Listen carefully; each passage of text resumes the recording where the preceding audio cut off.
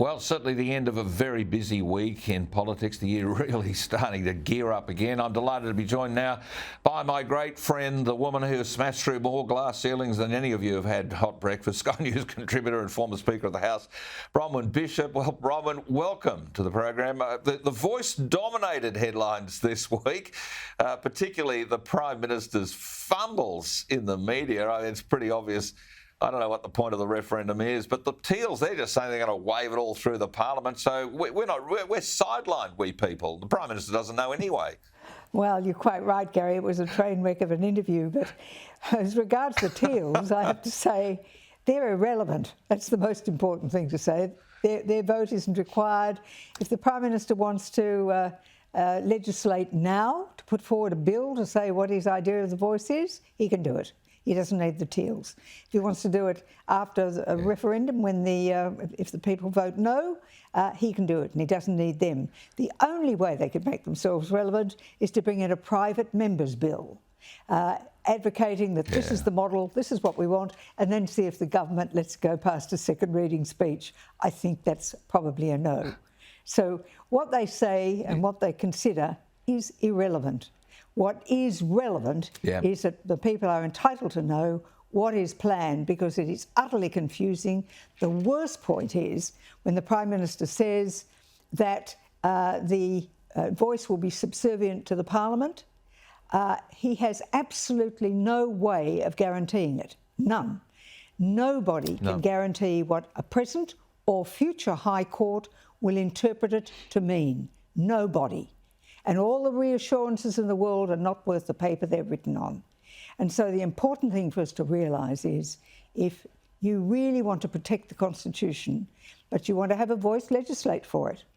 But if it's a question of putting it into the Constitution and you find it confusing, then just vote no. Yeah, well, the Prime Minister's, he's fumbled all week. I don't know whether he can actually recover from it. There's this lack of detail, inability to articulate the plan. I don't think he knows what the plan is. He'll head off overseas anytime soon. Meanwhile, of course, the debate around the Voice and the government's abolition of the cashless welfare card has only proved the government does not have the best interests of Indigenous people at heart. No clearer is this than Labor rejecting the pleas of Indigenous leaders in Alice Springs amid claims that Northern Territory Police have lost control of the CBD. 300 people have been arrested over the past 7 weeks. I mean, Bronwyn, this is the issue, isn't it? Genuine Indigenous issues are being left behind while the government focuses in on some big new Canberra bureaucracy. Correct. And, I mean, Albanese is doing a Biden. Biden wouldn't go and take a look at the border down in Texas, and Albanese won't go and visit Alice Springs, where the problems are very, very real. And this argument about the Attorney General saying to the Mayor of Alice Springs that, no, you can't have any federal police, it's all a matter for the Northern Territory. Well, no. The Territory is precisely that. It is a territory. The Commonwealth has responsibility for it. It can always override the laws of the Territory, because it's precisely that. And in Canberra, another territory where the same thing applies, the police who look after law and order in the ACT are federal police under contract. So a same arrangement could be made to put federal police into Alice Springs to bring about some safety for the people. How often do we hear this expression, we've got to keep the people safe, but clearly not in the not in Alice Springs. So these are the issues that Jacinta Price knows about. But the Prime Minister, not a man for detail. I've said again and again, I sat in that chamber for 20 years with Mr Albanese, and nobody ever said he was leadership material. And he's just proving it.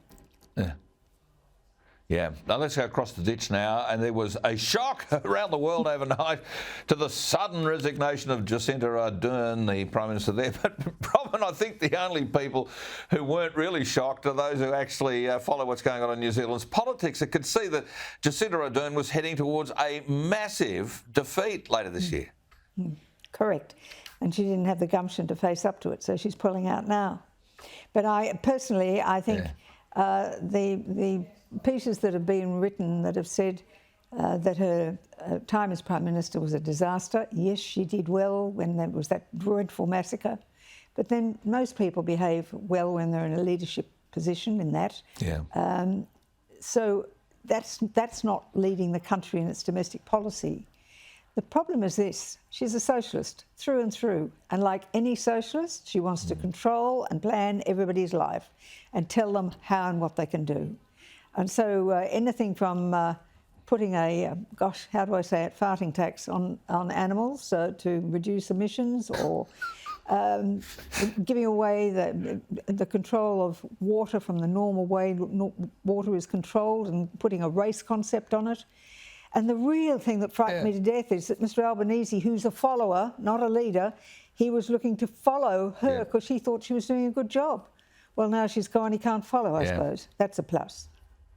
Yeah. I think she had a Maori voice to Parliament also planned.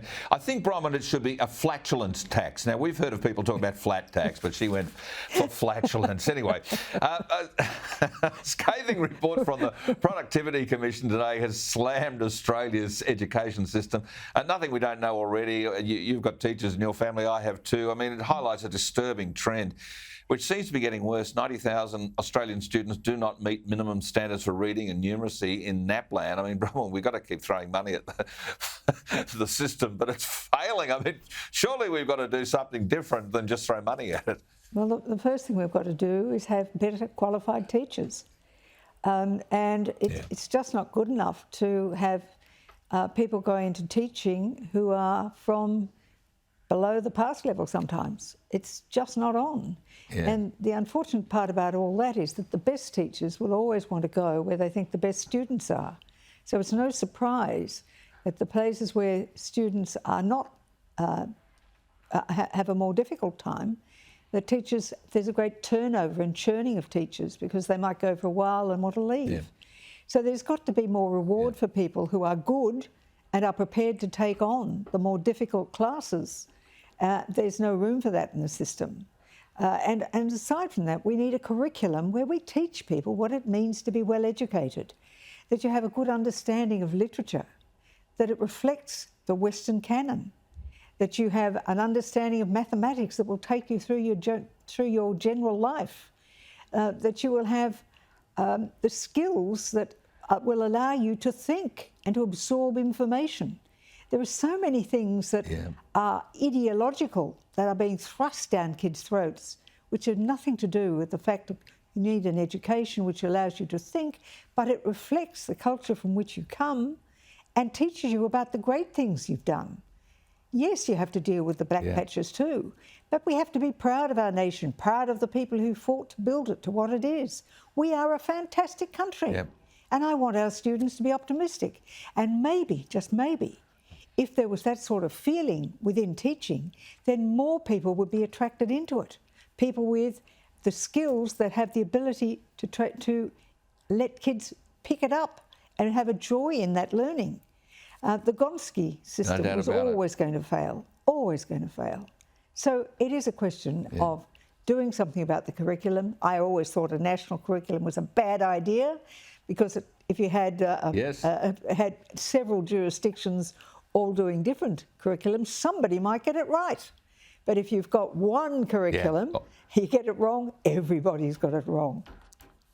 Well, indeed. And Bronwyn, there's too much indoctrination, telling kids the world's coming to an end. I don't know why kids, don't even show up at school. Great to have you join us tonight. Thanks so much for your time, Bronwyn Bishop.